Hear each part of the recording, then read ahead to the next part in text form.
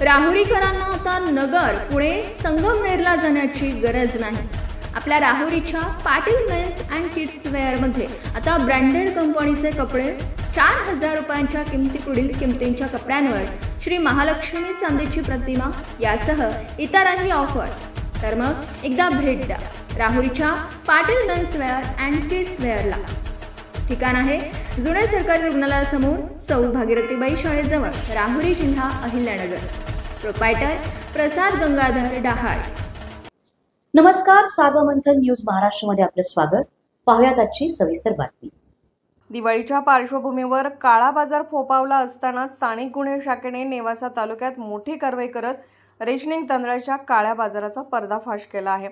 या कारवाईत 450 गोण्या म्हणजे तब्बल 22,500 किलो रेशनिंग तांदूळ असा 11,25,000 रुपयांचा मुद्देमाल जप्त करण्यात आला आहे। स्थानिक गुन्हे शाखेच्या पथकाने मिळालेल्या गोपनीय माहितीनुसार भानस हिवरे येथील संदीप सुभाष शिंदे हा इसम रेशनिंग दुकानदाराकडून तांदूळ खरेदी करून तो संभाजीनगर जिल्ह्यात विक्रीसाठी साठवून ठेवत असल्याची माहिती मिळाली होती। पथकाने नेवासा पोलिसांच्या मदतीने छापा टाकला असता गोडाऊनमध्ये तब्बल 450 गोण्या रेशनिंग तांदळाच्या आढळल्या आहेत। चौकशीत आरोपीने तांदूळ काळ्या बाजारातून विकत घेतल्याचे कबूल केले।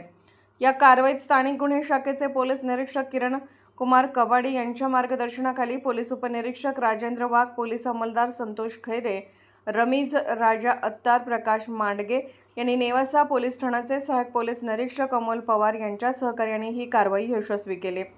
या प्रकरणी नेवासा पोलीस ठाण्यात जीवनावश्यक वस्तू अधिनियम 1955 अंतर्गत गुन्हा दाखल करण्यात आला असून पुढील तपास सुरू आहे। संपूर्ण कारवाई सोमनाथ घारगे, पोलीस अधीक्षक अहिल्यानगर यांच्या मार्गदर्शनाखाली पार पडली। सार्वमंथन न्यूज महाराष्ट्र, अहिल्यानगर। सार्वमंथन न्यूज महाराष्ट्राला लाईक करा, शेअर करा, सबस्क्राईब करा।